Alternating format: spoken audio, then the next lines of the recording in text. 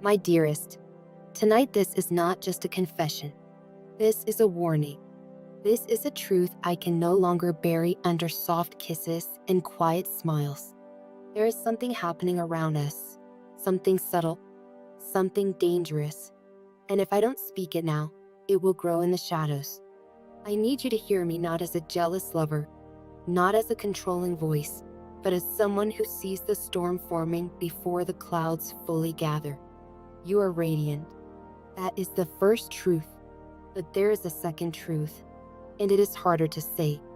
Your light is being watched. When we walk into a room together, I see it. The way conversations pause for half a second, the way eyes shift, the way some smiles are polite and others are calculating. It's not imagination. It's not insecurity. It's awareness. There are people who don't look at you the way I do. I look at you and see a future. They look at you and see an opportunity. That is the third-party truth I've been wrestling with. This world is not innocent. Not everyone who admires beauty does so with pure intentions. Some admire to possess. Some admire to compete. Some admire to disrupt. And there is someone, yes, someone, whose attention has crossed a line. They haven't spoken it openly. They haven't acted boldly. But energy doesn't lie. The glances linger too long. The compliments carry undertones. The curiosity feels invasive rather than kind. This isn't about blaming you. Never that. It's about understanding the battlefield we sometimes pretend doesn't exist. You wear confidence like a crown. The way your clothes hug your form, the way you move with effortless grace, it's breathtaking. But confidence draws attention. And attention, when mixed with envy or desire, becomes intention. And intention is where danger begins. I've been silent because I didn't want to appear insecure. I didn't want to project my fears onto you. But silence has started to feel like betrayal, not of you, but of the truth. There are whispers. Maybe not literal words spoken in dark corners, but energetic whispers. Comparisons, judgments, fantasies formed in minds that have no right to form them. I see it when we're out together. Some look at you and admire your beauty respectfully. Others look and measure. Measure your smile. Measure your body. Measure whether there is space between us they could slip into. That's what tightens my chest. Not because I doubt you, but because I know how bold people can become when they believe something is within reach. And here's the shocking part, the part one struggled most to admit. One of them is closer than I first realized. Not a stranger on the street, not some random admirer. Someone within proximity. Someone who smiles at us both. Someone who pretends friendliness while quietly studying cracks that don't exist, hoping to find one. That realization hit me like ice water. A third-party threat is rarely dramatic. It doesn't announce itself with chaos. It moves patiently, subtly. It waits for emotional distance, for misunderstandings, for vulnerable moments. And that's why I'm speaking now. Because I refuse to let silence create space for something that doesn't belong between us. I need you to understand something deeper though. This confession is layered. Part of my fear isn't just about others. It's about the world's habit of reducing extraordinary women to surface value. I hate the thought of anyone looking at you and seeing only curves, clothes, or charisma without recognizing your depth, your intellect, your compassion, your resilience forged through battles no one saw. But not everyone sees beyond the exterior. Some see beauty and assume availability. Some see confidence and assume invitation. Some see light and feel compelled to test its strength. And that's where my protective instinct roars.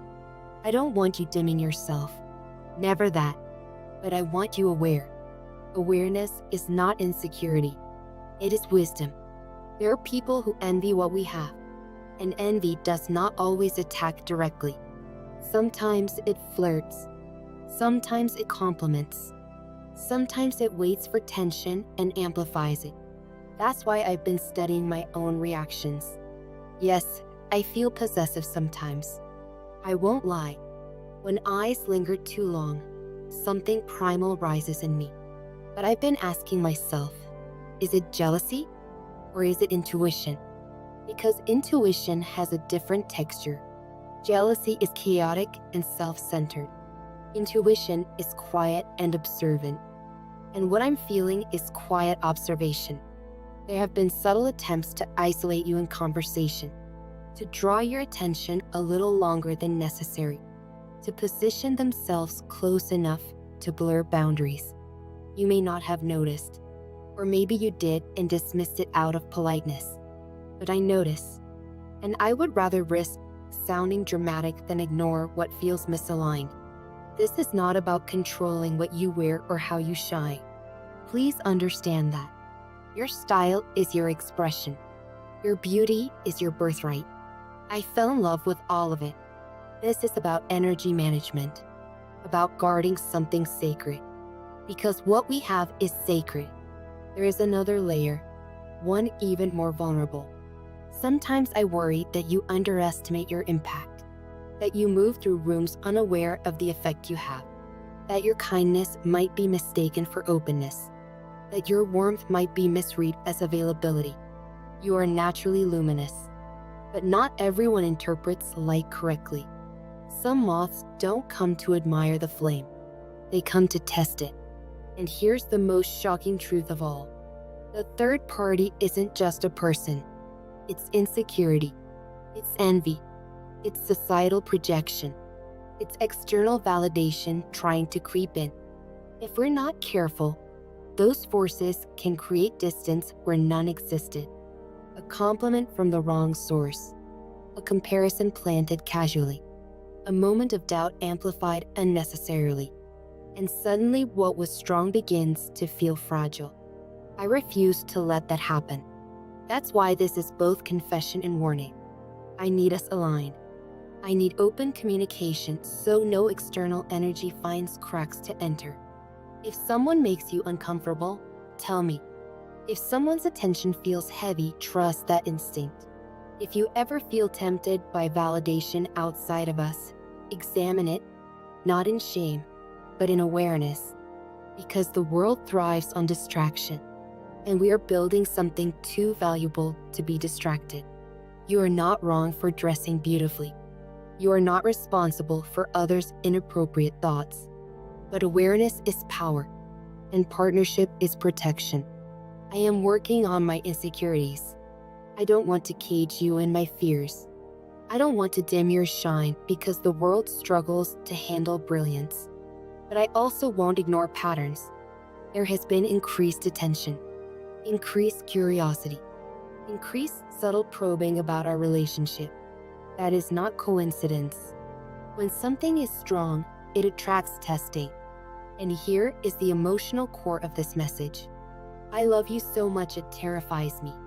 Not because I think you'll betray me, but because losing something this profound would feel like losing oxygen. So yes, when others stare, I feel it. When someone laughs too eagerly at your words, I register it. When someone positions themselves too comfortably near you, I notice. Not out of paranoia, out of care. And I promise you, my love is not about ownership. It's about preservation. Preserving respect, preserving boundaries, preserving the sacredness of what we share. Now let me speak to something else, your self-worth. There are moments I sense you might dress or present yourself not just from confidence, but from a subtle need to prove something. To the world, to yourself. If that is ever true, hear me now.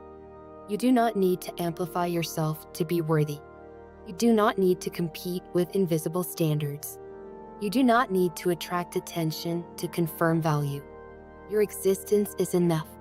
And if any third party ever makes you question that, they are projecting their own emptiness. I want you walking into rooms not seeking validation, but embodying certainty. There is a difference. Validation asks, do you see me?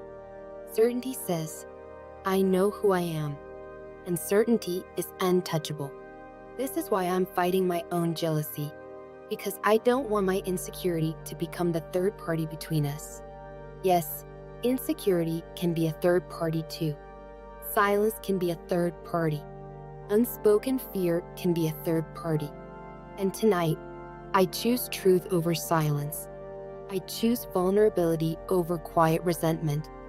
I choose alignment over pride, because we are stronger when everything is on the table.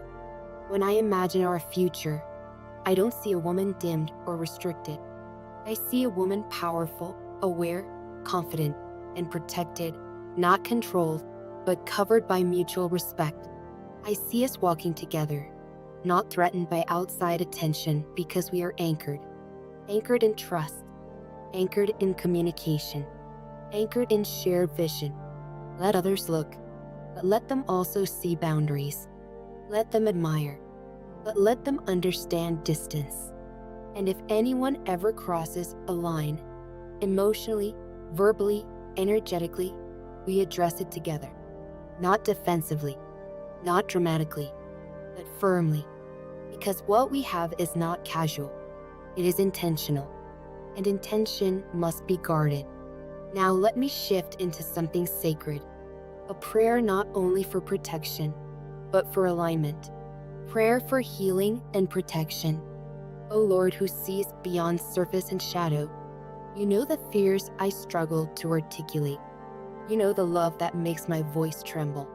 Strengthen us where insecurity tries to creep in. Guard her heart from disrespectful eyes. Guard my heart from destructive jealousy. If there are energies around us that do not honor our union, expose them gently but clearly. Let no third party, person, insecurity, envy, or distraction find space between us. Teach us wisdom without fear, confidence without arrogance, awareness without suspicion. For her finances, Lord, bless her efforts. Let no stress dim her glow. Provide stability so she never seeks validation through appearance. Guide her work with favor and abundance. Open doors aligned with integrity. Close doors masked in flattery. And for me, refine my love. Let it protect without imprisoning. Let it strengthen without suffocating.